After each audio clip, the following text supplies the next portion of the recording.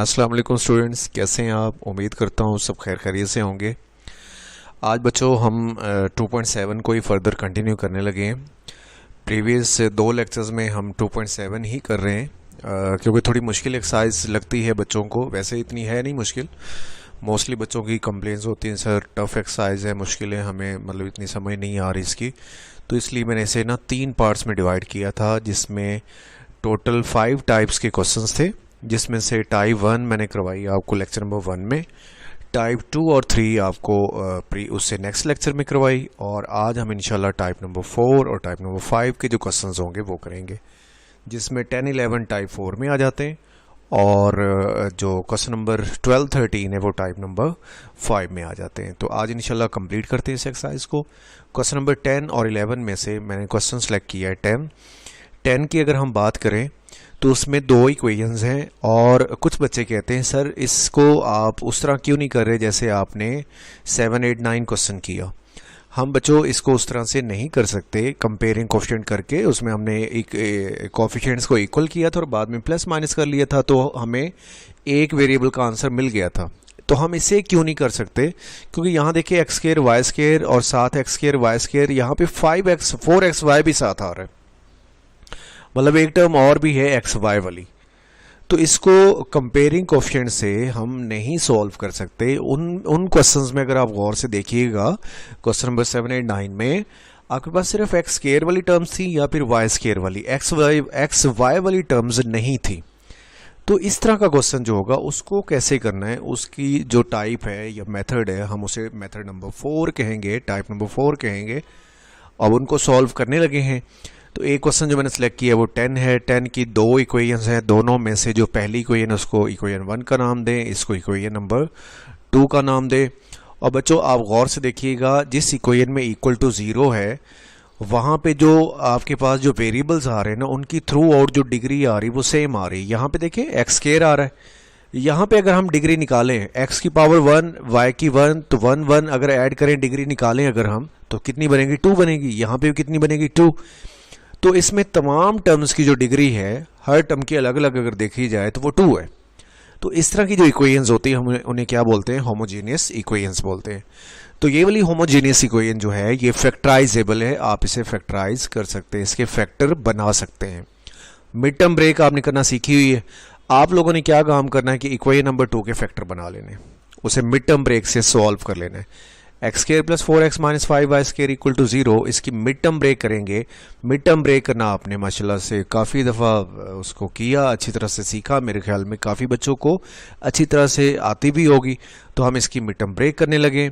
Pair बनाए मैंने 4xy के, 5xy माइनस xy। अब कॉमन वगैरह लेने का प्रोसीजर करेंगे तो हमारे पास जो फैक्टर बनेंगे वो 2 ये फैक्टर बन जाएंगे। ये चीज़ आप पहले अच्छे से कर चुके, तो इसको मैं ज़्यादा इलेबोरेट नहीं कर रहा। ये वही चीज़ें हैं जो आप पहले चैप्टर से 1.1 से करते आ रहे हैं, वही चीज़ें हैं, रिपीट हो रही। ठीक, अब आप क्या करें कि इन दोनों को इक्वल टू 0 पुट करें।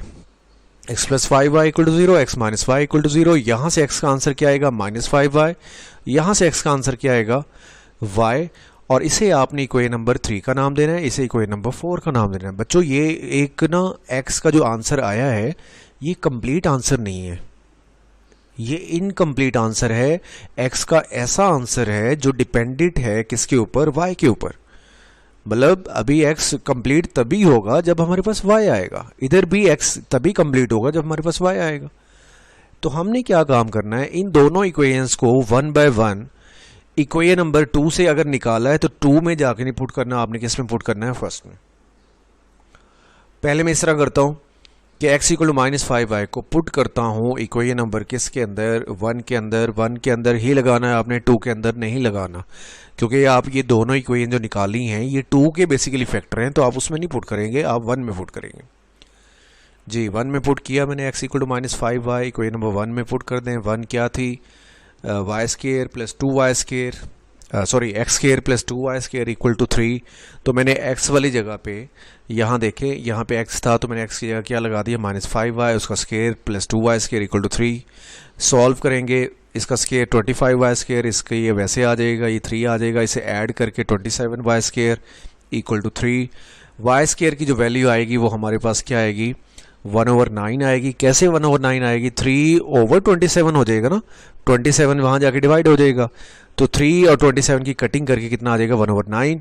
और y का स्केयर हटाने के लिए हम स्केयर रूल लेंगे, तो y का जो आंसर आएगा वो +-1/3 आ जाएगा।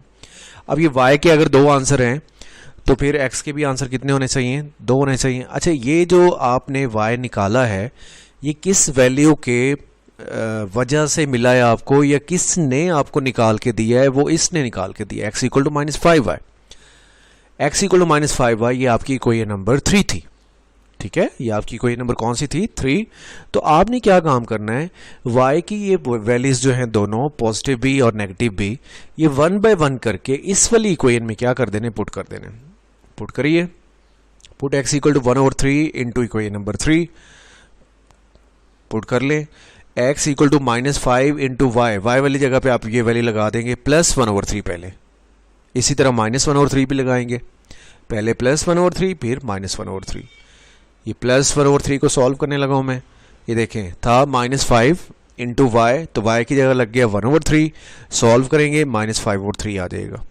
तो x का आंसर -5/3 और y का आंसर कितना है इसके अकॉर्डिंग? 1/3। तो इन दोनों को मिला के पेयर बना लें आप। क्या पेयर बनेगा? -5/3, 1/3। ये दोनों का तो सोल्यूशन रेडी हो गया। अब आप इन दोनों की बात करें कि y की जगह -1/3 लगाएं यहाँ पे, इस जगह पे, तो आपको क्या मिलता है यहाँ पे आंसर? -5 इंटू -1/3 करेंगे तो ये -1 प्लस हो जाएगा और ये 5/3 आ जाएगा, ठीक है।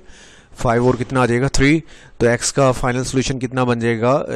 5/3 बना, और तो हमने इन दोनों को मिला के ऑर्डर्ड पेयर बना लेना है, 5/3 और -1/3, ठीक है।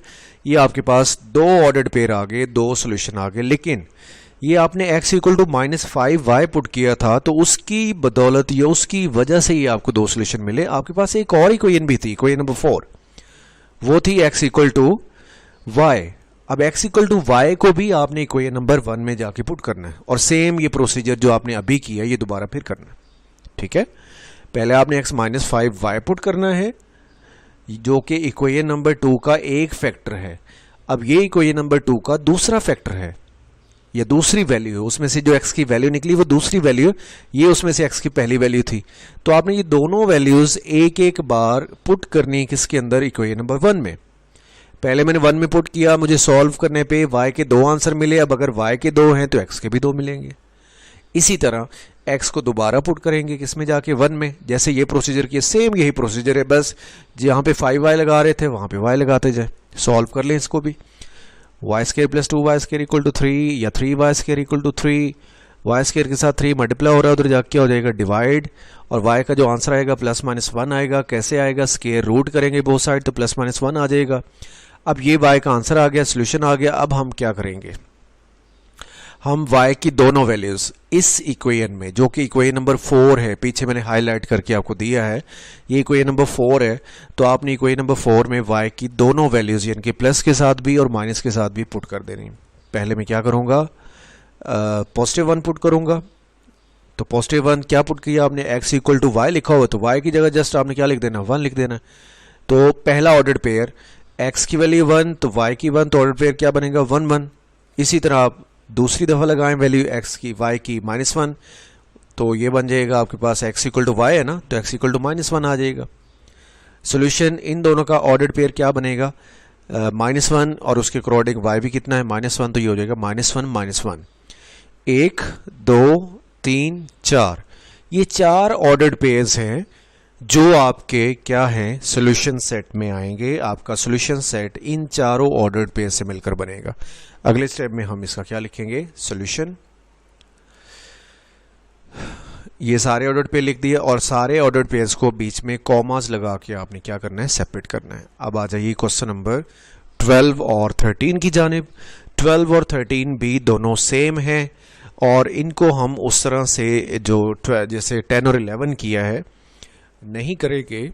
हाँ, अलबत्ता ये है कि जब हम इन 12 और 13 को स्टार्ट कर लेंगे तो कुछ स्टेप्स करने के बाद ये दोनों भी क्वेश्चन नंबर 10 और 11 की तरह बन जाएंगे। लेकिन अभी ये क्वेश्चन नंबर 10 11 के जैसे नहीं है। क्या करने के बाद? कुछ स्टेप्स करने के बाद ये दोनों क्वेश्चन नंबर 10 और 11 की तरह बन जाएंगे। तो इसमें से मैंने एक क्वेश्चन सेलेक्ट किया है, कैसे 10 और 11 की तरह बनेंगे मैं एक्सप्लेन कर दूंगा अभी नेक्स्ट आगे जाके। 12 के दो इक्वेशंस हैं, x square plus x y equal to 5, equation number 1, and y square plus x y is equal to 3। बच्चों उसमें आपको जो मैंने इक्वेशन एक्सप्लेन की कि जो होमोजीनियस है, मैंने थोड़ी एक्सप्लेनेशन दी उसकी, उसमें इक्वल टू 0 आ रहा था। आप ज़रा अगर गौर से देखें उसमें, तो उसमें इक्वल टू क्या आ रहा था, 0। यहाँ पे एक में इक्वल टू 5 आ रहा है और एक में इक्वल टू 3 आ रहा है।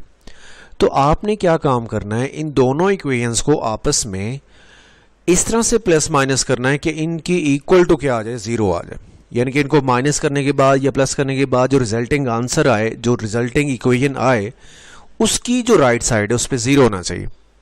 और आप ये एक चीज़ याद रखिएगा कि 0, कुछ बच्चे ऐसे कहते हैं सर 0 बनाना है इस साइड पे, तो ये 5 को उठा के इधर ले जाते हैं, 0 बन जाएगा, उधर 0 बच जाएगा, इधर 5 इधर आ जाएगा, 3 इधर आ जाएगा, इधर 0 बच जाएगा। आपने ऐसा हरगिज़ नहीं करना। उसकी एक वजह है कि अगर आप 5 को इधर लेके आएंगे तो जो इक्वेशन बनेगी x square plus x y minus 5 equal to 0, वो फैक्टराइजेबल नहीं होगी, उसके फैक्टर नहीं बनेंगे। तो आपने इनको इक्वल टू 0 बनाने का जो तरीका होगा वो ये होगा कि आपने राइट साइड का जो नंबर है वो सेम कर लेना है, राइट साइड का जो कांस्टेंट है वो सेम कर लेना है। अब 5 है, यहाँ 3 है, तो आपने इक्वेशन नंबर 1 में 5 आ रहा है, उसे 3 से मल्टीप्लाई कर देना है, जिसमें 3 आ रहा है उसे 5 से। तो 5 वाला 3 से मल्टीप्लाई होकर 15 बन जाएगा, 3 वाला 5 से मल्टीप्लाई होकर कितना बन जाएगा, 15 बन जाएगा। और बाद में आपने उन दोनों इक्वेशंस को जो मल्टीप्लाई करने के बाद आएंगी, उन दोनों को क्या कर लेना, आपने माइनस कर लेना। तो आप यहाँ पे लिखेंगे कि multiplying equation number 1 by 3 and equation 2 by 5। तो हमारे पास जो पहली इक्वेशन होगी 3 से करना है, तो 3x square plus 3xy equal to 15 हो जाएगा। इसे आप इक्वेशन नंबर 3 का नाम दे दें। और फिर आप सेकंड इक्वेशन को भी मल्टीप्लाई कीजिएगा 5 से, तो 5y square plus 5xy equal to 15 हो जाएगा। अब इन दोनों को आप क्या कर लें, सब्ट्रैक्ट कर लें। सब्ट्रैक्ट करते हुए आपने 3 में से 4 को सब्ट्रैक्ट करना है, ठीक है। सब्ट्रैक्टिंग 4 फ्रॉम 3, पहले 3 लिखेंगे आप, नीचे उसके इक्वेशन नंबर कौन सी, 4 लिखेंगे, इनको सब्ट्रैक्ट करेंगे। सब्ट्रैक्ट करते हुए आपको पता है कि साइन चेंज करने पड़ते हैं, यहाँ प्लस है तो माइनस हो जाएगा, यहाँ प्लस है तो माइनस हो जाएगा, ये प्लस का साइन है, यहाँ पे साइन नहीं है तो मीन्स के प्लस होगा, तो ये भी क्या हो जाएगा, माइनस हो जाएगा। अब आप क्या करेंगे, इसे सॉल्व करेंगे, 15 से कट हो जाएगा। 3x स्क्वायर, इसके जैसी कोई और टर्म नहीं है तो ये वैसे ही आ जाएगा, और 5y स्क्वायर भी वैसे ही आएगा, लेकिन ये दोनों आपस में सॉल्व हो सकते हैं। 3 माइनस 5 कितना बच जाएगा, माइनस 2xy बचेगा। 3x square minus 2xy minus 5y square equal to 0, ये देखिए इक्वल टू 0 बन गया।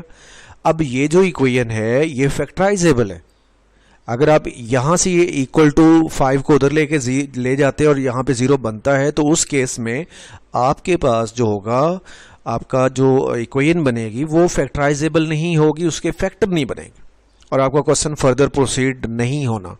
सो दैट्स वाई आपने जो 0 बनाना है वो इस टेक्निक से बनाना है कि इनके जो कोफिशिएंट्स हैं पहले उन्हें इक्वल कर लेना है, जो राइट साइड के कांस्टेंट है उनको इक्वल कर लेना है, और इक्वल करने के बाद आपने दोनों इक्वेशंस को क्या कर देना है, माइनस कर देना है। अच्छा, ज़रूरी नहीं कि माइनस कर देना है, माइनस तब करते हैं जब आपके पास दोनों नंबर सेम साइन वाले हों, यानी कि प्लस प्लस है तो माइनस कर लो, या माइनस माइनस है तो भी आपने क्या करना है, माइनस, क्योंकि माइनस करते हुए आपको पता है कि एक नंबर का साइन चेंज करना पड़ता है, तो साइन चेंज करेंगे, उनके अपोजिट साइन होंगे तो ही वो कट होंगे ना। तो आपने ऐड तब करना है जब आपके पास एक नंबर प्लस का होगा, एक माइनस का होगा, तो आप ऐड करेंगे, क्योंकि ऐड करते हुए साइन चेंज नहीं होते। साइन चेंज नहीं होंगे तो एक प्लस का होगा, एक माइनस का होगा, तो वो क्या हो जाएंगे, आपस में कैंसिल हो जाएंगे। लिहाजा आपने इस तरह से 0 बना लेना है। ये देखिए इक्वल टू 0 बन गया है। अब आपने इस इक्वेशन को क्या कर लेना है, फैक्टराइज कर लेना है। इक्वेशन नंबर 5 को आप क्या करेंगे, फैक्टराइज। इसकी फैक्टराइजेशन मैंने यहाँ की हुई है। अच्छा हाँ, मैं आपसे कह रहा था कि 10 और 11 की तरह ये क्वेश्चन कैसे बनेंगे, यहाँ से ऑनवर्ड ये क्वेश्चन नंबर 10 और 11 की तरह ही है। मतलब ये जो पिछला काम आपने थोड़ा सा किया, थोड़ा सा इक्वल टू 0 बनाने वाला, वो आप करेंगे तो उसके बाद जो है ये क्वेश्चन दोनों 10 और 11 ये भी आपके क्वेश्चन नंबर किसकी तरह बन जाएंगे, ये जो 12 13 है ये 10 11 की तरह बन जाएंगे। लेकिन इतना काम करने के बाद अब आप वही काम कि इसकी मिड टर्म ब्रेक कर लें, फैक्टर बना लें इसके, जी फैक्टर बना लें, मिड टर्म ब्रेक की मैंने कॉमन लिया, कॉमन लेने के बाद मेरे पास ये दो फैक्टर आ गए, इन दोनों को इक्वल टू 0 पुट करूँगा। यहाँ से x मिलेगा 5y/3, इक्वेशन नंबर 6 का नाम दें क्योंकि 5 तक पहले बन चुकी हुई है, और यहाँ से x आएगा मेरे पास -y, इसे नाम देंगे इक्वेशन नंबर 7 का। यहाँ से ऑनवर्ड इसका क्या प्रोसीजर होगा, वही प्रोसीजर होगा जो आपने पहले किया उस क्वेश्चन में, क्वेश्चन नंबर 10 में।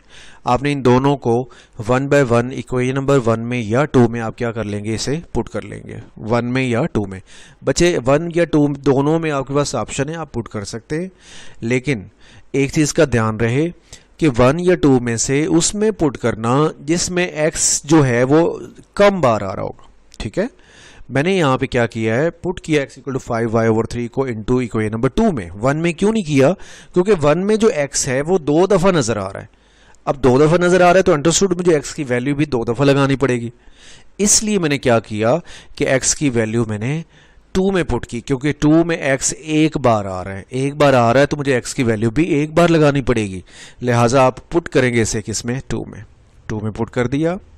ये था y² plus xy equal to 3, तो ये x वाली जगह पे क्या लगा हुआ है, वैल्यू, तो इसे सॉल्व कर लें, एलसीएम लें, 3y² प्लस 5y² ओवर 3 आ जाएगा, ये एलसीएम लेने के बाद का आंसर है। 8y² ऊपर बन जाएगा और ये 3 उधर जाके मल्टीप्लाई हो जाएगा, इक्वल टू 9 आ जाएगा। y² इक्वल टू 9 ओवर 8 हो जाएगा, तो हम इसका अंडर रूट लेंगे, 9 का अंडर रूट 3 होगा और 8 का अंडर रूट अगर आप सिंप्लीफाई करें ना तो वो 2 बनता है। पॉइंट्स में नहीं जाना आपने इसे वैसे सिंप्लीफाई करें। 8 का अंडर रूट लिखें आप अगर, तो 8 को अंदर आप लिख लेना 4 इंटू 2, 8 की जगह क्या लिख लेना 4 इंटू 2। अब 4 का स्क्वायर रूट निकल आता है कितना, 2, लेकिन जो 2 होगा दूसरा वो अंडर रूट में ही रहेगा, इसलिए उसका आंसर क्या बन जाएगा, टोटल 8 का स्क्वायर रूट 2 आ जाएगा। ठीक है, ये y के दो आंसर है, आपने इनको 1 बाय 1 जो ये इक्वेशन है इसको हमने 6 का नाम दे के रखा हुआ है पीछे, अभी मैंने पीछे जो हाईलाइट की इक्वेशन उसमें मैंने इसको 6 का नाम दिया हुआ है, तो मैं y की ये दोनों वैल्यूज यहाँ पे 1 बाय 1 लगा दूंगा। ठीक है, पहले y की पॉजिटिव वैल्यू लगाएंगे, फिर आप y की वैल्यू नेगेटिव लगाएंगे। ये पॉजिटिव पहले सॉल्व कर लेते हैं, ये देखिए 5/3 सेपरेट कर दिया और जो y है उसकी जगह y की वैल्यू पुट कर दी, 3/2, 3 से कैंसिल हो जाएगा, बाकी बचेगा 5/2। तो इन दोनों का पेयर बना लें, x की वैल्यू का और y की वैल्यू का पेयर बनाएं, x की पहले रखते हैं y की बाद में रखते हैं, तो ये बन जाएगा 5/2, 3/2। ये अभी एक वैल्यू से हमने सॉल्व किया है, अब y की दूसरी वैल्यू से भी सॉल्व करेंगे। ठीक है, और ये भी याद रखिएगा कि जैसे x इक्वल टू 5y/3 है, इस तरह की दो इक्वेशंस है। अब इस एक की वजह से दो आंसर निकल रहे हैं, तो जो दूसरी एक होगी उससे भी कोई दो आंसर मिलेंगे ना आपको, मतलब वो भी अभी हमने सॉल्व करनी है। पहले आप ये माइनस वाली वैल्यू पुट करें इस इक्वेशन के अंदर, जो कि इक्वेशन नंबर 6 है जी। y इक्वल टू -3/2 पुट करें इक्वेशन नंबर 6 के अंदर, पुट कर दीजिए, x की जगह वैल्यू लगा देना y की जगह और सॉल्व करेंगे, 3 कट जाएगा, बाकी बचेगा -5/2। इन दोनों को ऑर्डर्ड पेयर बना लें, -5/2 और कॉमा -3/2। अब आप आए कि आपके पास एक और x की वैल्यू थी y की फॉर्म में, उसको भी पुट करेंगे आप इक्वेशन नंबर 2 के अंदर, put x equal to -y into equation number 2।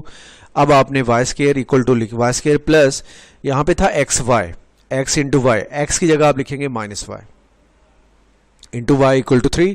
अब ये देखिए ये प्लस माइनस माइनस और y into y, y² minus y² equal to 3 आ जाएगा। अब देखिए बच्चों y² माइनस y² ये तो कैंसिल हो जाएगा, 0 इक्वल टू 3।